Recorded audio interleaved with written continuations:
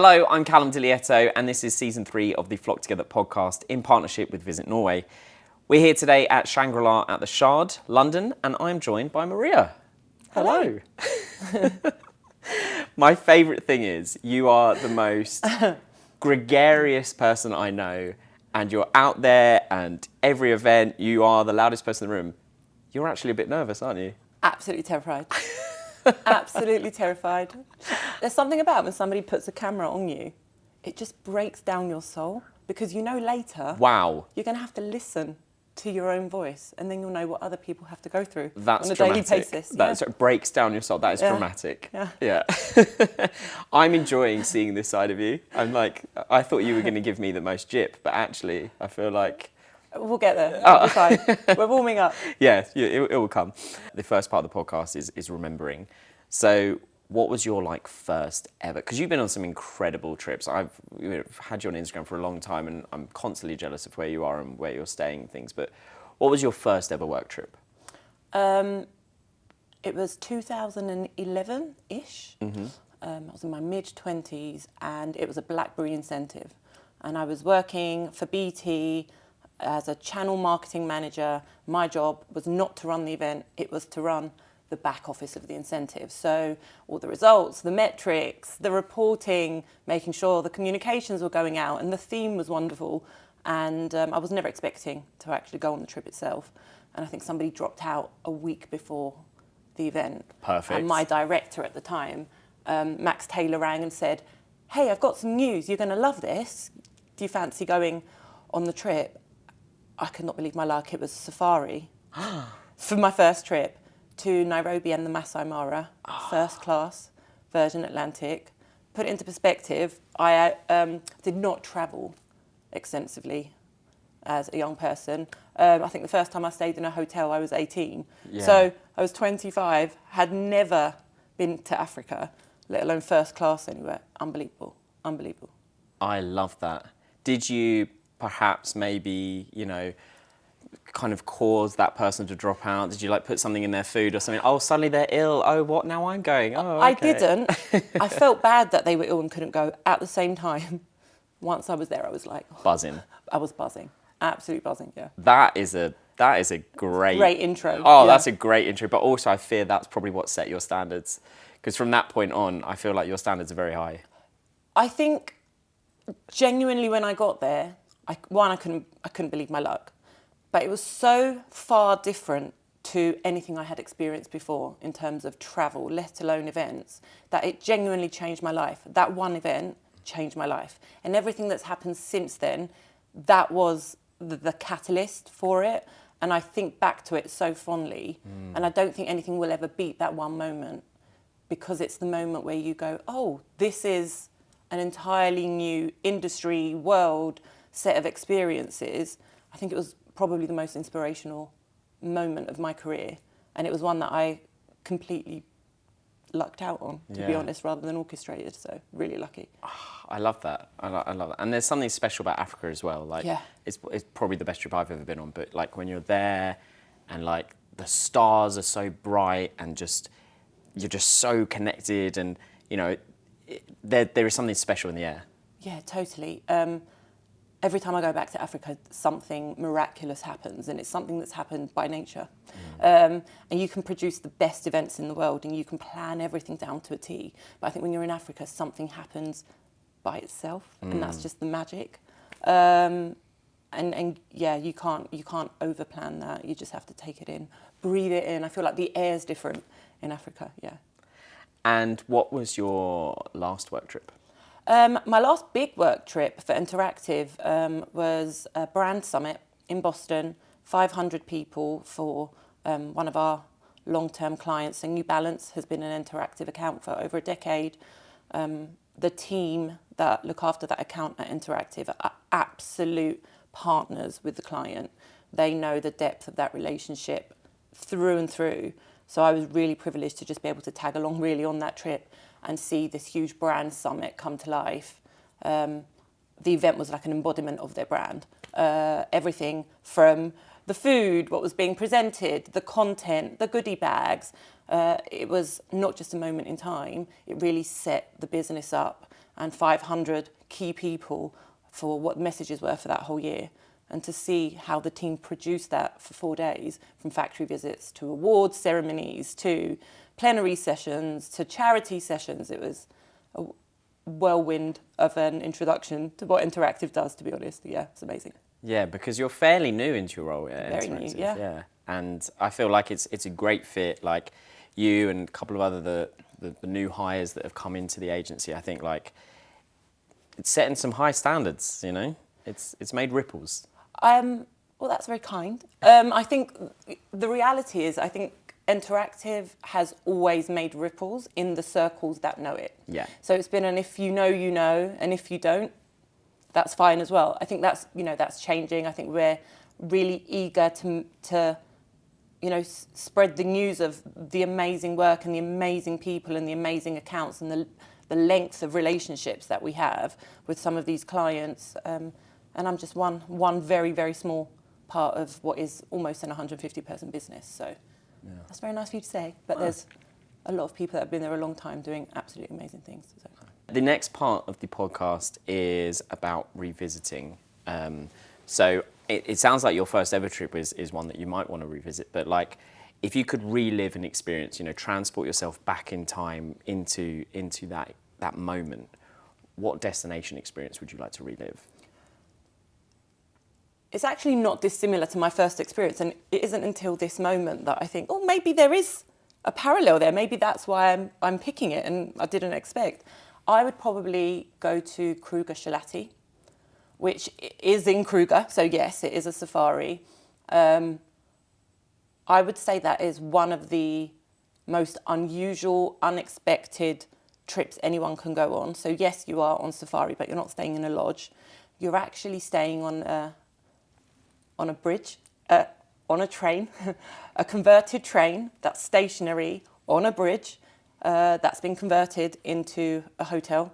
So each carriage of this train is a bedroom. You wake up on this suspended bridge and you look over, you see the elephants, you see the hippos, you see the crocodiles, and you just think, wow, I am definitely in Africa right now. But also, as somebody that's quite nervous around animals, there is a joy at being able to admire it, but also not be quite at ground level. So, yeah, exemplary. That is the trip. When I think of all the times I've been envious of you, that is the one where my envy was at peak levels, because I'd seen programs about this hotel, this converted train on a suspended bridge in the middle of Africa, and I was like, that would be amazing. And then I want to say like a month later, I saw you were there and I was like, I think I hate you a little bit. Oh, it lovely. Looked incredible. No, it was. I was so sick. I got so sick on this trip. And the fact that I would still go back despite being so sick, I actually got sick in Cape Town. And I still think of it fondly, despite feeling horrific inside, just speaks to how magical it is. Yeah. And obviously I love a bit of situational dressing. So dressing like camo safari Barbie was a highlight, to be honest. Camo safari Barbie Maria, I can see it. I also love the idea of like, I love it like a converted train or something, like when a hotel like takes over a bank or any kind of thing and then turns it into a hotel. Like I like that because it's different, it's unusual. But yeah, that one is very much at the top of my bucket list places to be. If you ever go, I just want you to know you should absolutely not take a drone, because I did, and it nearly got shot down. I did ask permission if I could use it. They said it was fine. I think I asked the wrong person. Drones are not allowed. I'm imagining... Just please be careful. You, head to toe in like camo safari Barbie, I actually was, yeah. Posing, and then getting your drone out and be like, right, I'm going to have the most epic pictures. And then suddenly you're just getting shot out of the air and you're like, there goes my Instagram. I actually did get the shot, which is so ironic. I still got the shot of this like aerial footage. But yeah, I wouldn't recommend you do that. Noted, just, no drones. Note that, yeah, no drones. And if you could make any hotel a home, what would it be? Beverly Hills Hotel. Oh, I know this about you. Yeah, everyone knows this. That knows me. It is absolutely my happy place, despite never staying the night there. which I feel like, is that okay to have a favourite hotel where you haven't spent the night? And I think actually it is. When I was thinking about, can I say that? I think for me, there is a consistency that comes from that hotel in the way it brands itself, in the way it positions itself. It's so iconic. The wallpaper's iconic. The palm tree wallpaper, you know, the shade of pink, everything about it. Every time I've gone, and I've been really lucky to have visited 6, 7 times, I will find an excuse. I will drive 2-3 hours from somewhere else in California just to have lunch at the Polo Lounge and sit and eat McCarthy salad. It's ridiculous. But you know exactly what you're going to get. And considering who their clients are and the people that you are, I don't want to say schmoozing, because they're definitely not schmoozing with me. We're just trying to overlook. Yeah, just sharing the same airspace. Yeah, sharing the same airspace. They still treat every single guest with the same respect and service. You know, we're pulling out in an Uber, climbing out, clearly tourists from London, and Ben Affleck's getting in his truck, and the doorman is so welcoming, so happy that we're there. And I'm like, wow. Like, have you not noticed Ben's just there? And there's something to do with the history of it, that old Hollywood glamour and if walls could talk. And actually, I was jealous of you because I know you did a full tour, didn't you? Yeah, I was super lucky. Last time I was in LA, I went around the whole hotel. I saw all of the different suites. And I was kind of taught about some of the history, and you'd be like, oh, that stool is where Marilyn Monroe sat, and that, you know, that chair is there, and, you know, this suite is Charlie Chaplin's, you know, and it's the old Hollywood element. It's why I love the film La La Land, because even though it's modern, it's got that feel of like old Hollywood. Totally. And yeah, I had lunch there, and literally across the table was Kelsey Grammer, Frasier Crane, just casually there, and I was like, that's Frasier.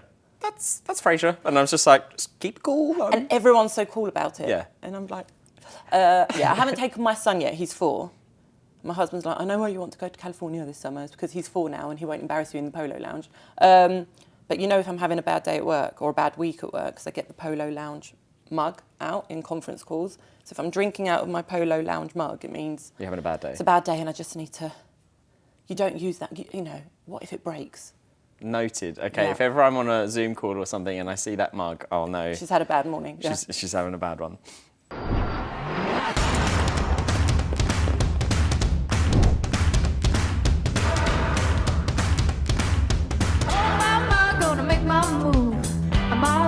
Got nothing to lose. Oh my, gonna shake it off. It ain't no thing, it ain't no thing. Oh my, doing what I want. Gonna do my thing, do my thing. Put it up high and take it low. I'm feeling right from head to toe. Light it up and let it roll. Here I go.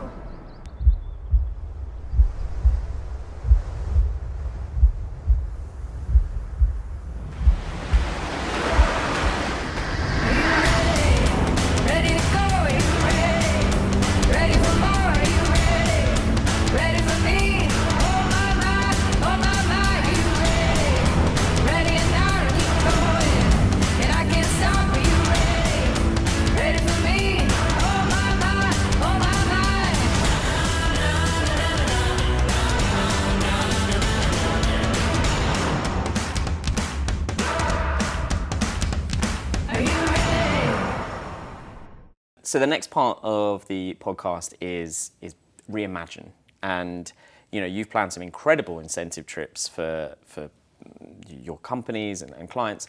But if you could plan a trip for yourself, where would you go? What would you do? And which celebrity would accompany you? Of course, over the years, I have been asked that question a lot. And depending how I feel on the day, I'll just give an answer. But this time, because I was prepared, I really gave it too much thought. And I couldn't decide. And then I decided, actually, it's my incentive. I don't have to pick one. I can do them all. So we're going away for a month. Okay? Wow. Right? This is a month-long incentive. There is a caveat that I'm terrible with geography. So if we're going back and forth and we're not going in logistic order, it's fine. Because we're in a private jet. And it's a fantasy world anyway. So let's imagine that you could just teleport from, you know. Absolutely fine. There are some incentives that have stayed with me more than others. So we're combining a few of them, right? So I would firstly start on safari because I feel like that's where my journey started in Africa. So we are going to be on the Masai Mara, probably in a Fairmont, in one of those gorgeous tents, horse riding at sunset on Mount Kenya. And then we are going to go to Buenos Aires. Nice. Staying at that gorgeous Four Seasons, which is a converted palace almost, with the best steak restaurant I've ever had in my life and the best red wine, and where better to have it than Argentina. And then just a quick pop over to Iguazu Falls while we're there. Nice. Brazilian side, staying at the Belmond, the Pink Palace. Has to be the Belmond. Reason being, it's the only hotel in the park. So when you wake up at 8, 9 in the morning, I remember waking up early ahead of the group and walking down to the falls, and it felt like I was in a computer game because there's no one else around and there's just these waterfalls, and it reminds you how small you are in this world. And then when the park opens, it starts getting busier. So definitely want to stay. So you're there before the gates open to the park. And then I'd go to Vancouver and Whistler. I'd go to Vancouver because I think they're some of the nicest people ever, some of the best seafood I've ever had. And then do the peak to peak in Whistler, helicopter to the top of a glacier. Right. May I add, we're doing this in summer, it's June. Okay. Right, it's June. Everyone goes to Whistler and Vancouver in the winter, I'm saying summer. June, helicopter on top of a glacier, snow at the top of this mountain, but actually when you look out, it's blue sky and there's no snow anywhere else. And then, just to top it off, the end of the incentive, you want to go hard, don't you? Go hard or go home. Oh, you haven't gone hard enough yet? No, Okay. now we're going to Vegas, just for a couple of nights. Okay, fair. We're going to go to Excess Nightclub, front table, David Guetta, celebrate life, and we're done.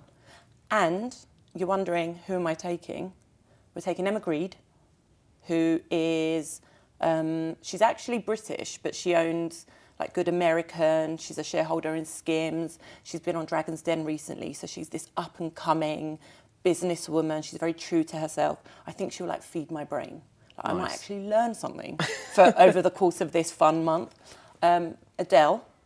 Right. Oh, you're having multiple celebrities. Oh, God, yeah. Oh, okay. Shock. Yeah, Adele's coming because, it's Adele. Yeah. I feel like there's a lot of banter there. And Kris Jenner. Because if there's any problems, she'll just... Sort it out. Yeah. Wow. That is greedy, obviously. You said I could pick anything. I should have expected this from you, but it's incredible. Africa to South America, up to Canada, and then down to Vegas. I like it. Not impossible. It's not impossible. It's very possible. Very expensive, but money is not an object in this realm. Great celebrity choices, and I'm speechless. You're jealous now, aren't you? I am jealous. I feel like some people live like that. I feel like there are celebrities that are just like, yeah, okay, I'm going to go over here, then go over here, go over here. That's the kind of life I think you deserve. I think I deserve it too, minus the jet lag. Yeah. We don't want the jet lag. We haven't considered those small problems. Small. Absolutely, yeah. You can have the oxygen things or whatever on your private jet that will you can have all those special treatments that get rid of jet lag, I'm sure.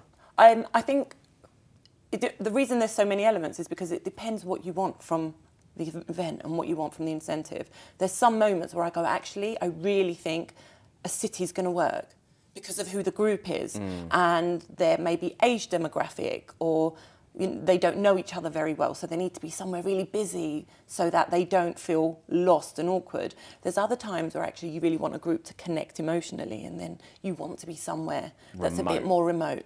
And I prefer those programs because you can curate things. In some of the bigger cities, it's really hard to create moments that matter.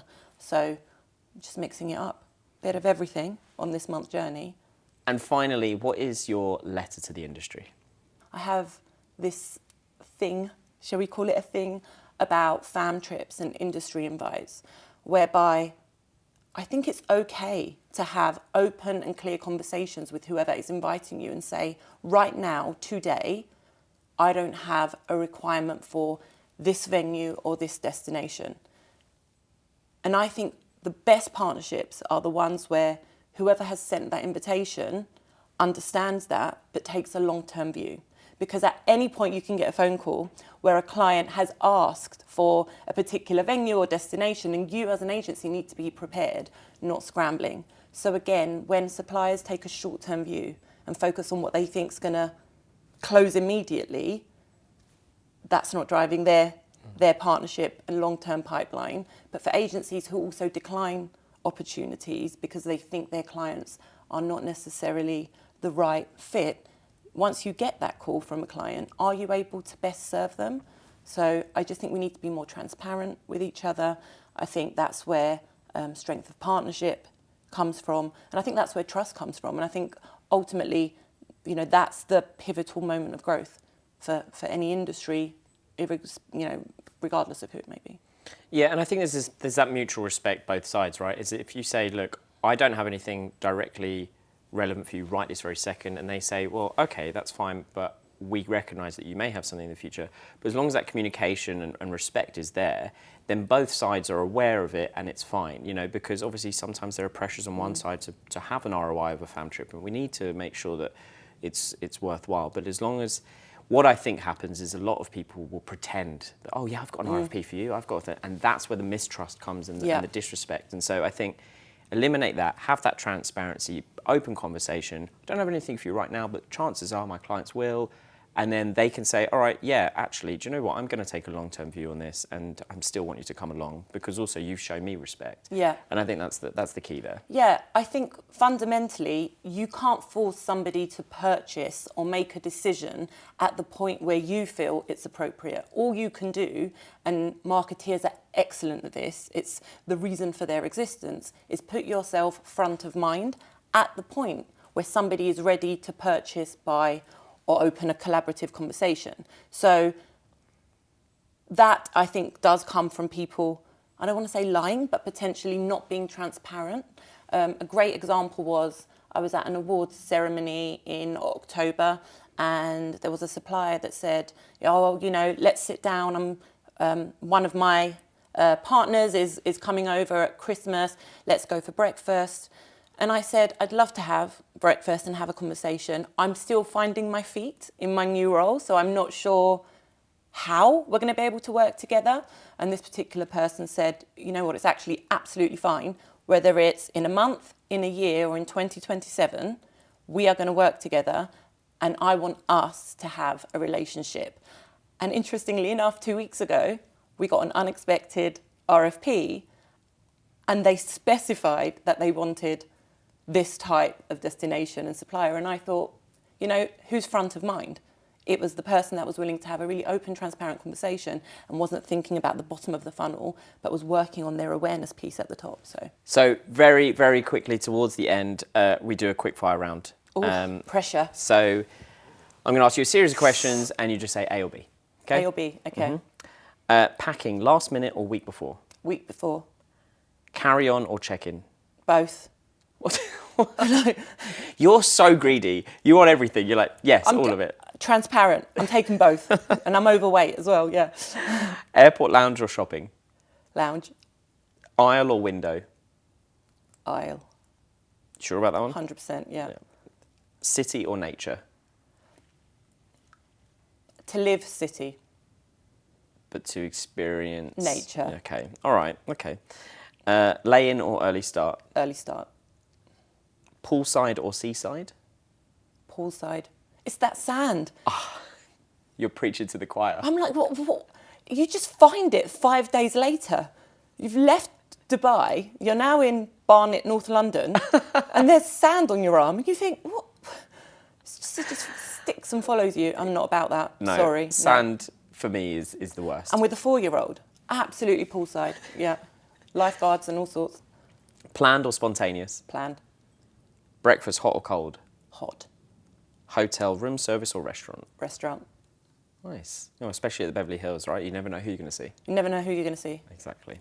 Well, thank you so much for being a member of the Flock to the Other community and for coming on this podcast. Thank you. It wasn't that scary after all. There you go. There you go.